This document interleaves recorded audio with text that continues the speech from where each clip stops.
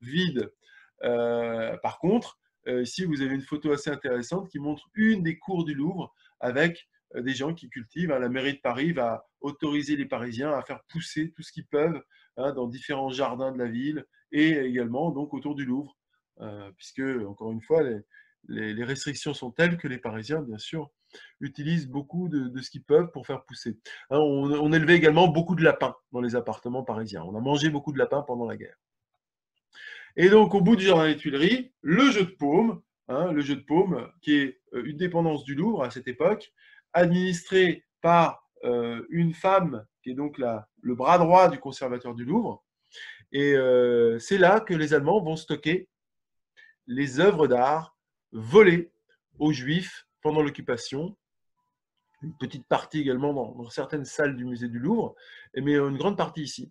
Et Rose Valland, que vous avez ici, donc qui est la conservatrice au jeu de paume, tous les soirs, elle prend des notes, des références de ces œuvres d'art, leur origine, le nom, les détails et la destination. Et grâce à elle, elle va informer la résistance française qui va avertir les Britanniques de ne pas bombarder les trains qui partent de Paris avec les œuvres d'art vers l'Allemagne.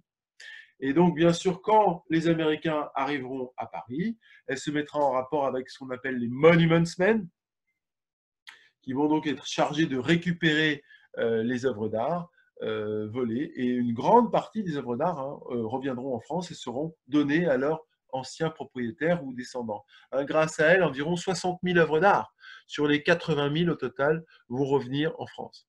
Aujourd'hui, on considère que à peu près un peu plus de 3000 œuvres d'art sont toujours dans les musées français et n'ont pas trouvé leur propriétaire ou descendant légitime. Voilà donc une action assez importante de la part de Rose Valland. Place de la Concorde, bien sûr, est l'aboutissement de défilés de soldats allemands. Vous en voyez un ici, tous les jours. Vous avez des Allemands qui défilent donc avec des chars français. Les Allemands vont prendre un grand nombre d'armes aux Alliés à Dunkerque et puis ensuite avec un armistice avec la France. Et c'est d'ailleurs beaucoup avec des armes françaises que les Allemands vont se défendre en 1944 contre les libérateurs.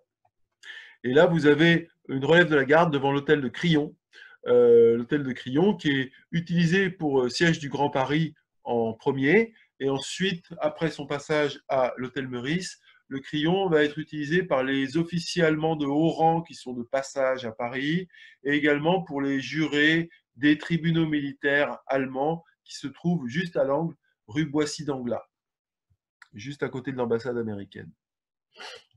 Voilà. Alors, une mauvaise photo qui vous montre l'Assemblée nationale, donc Deutschland siegt an allen Fronten, qui veut dire que l'Allemagne gagne sur tous les fronts, et l'Assemblée nationale, donc était occupée par les Allemands en tant qu'institution nationale, était utilisée pour l'administration civile et militaire du Grand Paris. Et vous avez une vue ici de l'Assemblée nationale pendant un discours avec donc les hauts dignitaires allemands qui étaient rassemblés ici pour écouter les discours des gens importants qui venaient d'Allemagne pour parler en France. Donc voilà, évidemment, le siège de la démocratie française utilisé par les hauts dignitaires du Troisième Reich. C'est sûr que c'est assez impressionnant. Voilà. Alors, on arrive maintenant au ministère de l'Intérieur, rue des Saussets, donc utilisé bien sûr par les Allemands. C'est le siège, un des sièges de la Gestapo. Donc évidemment, c'est un des endroits les plus terribles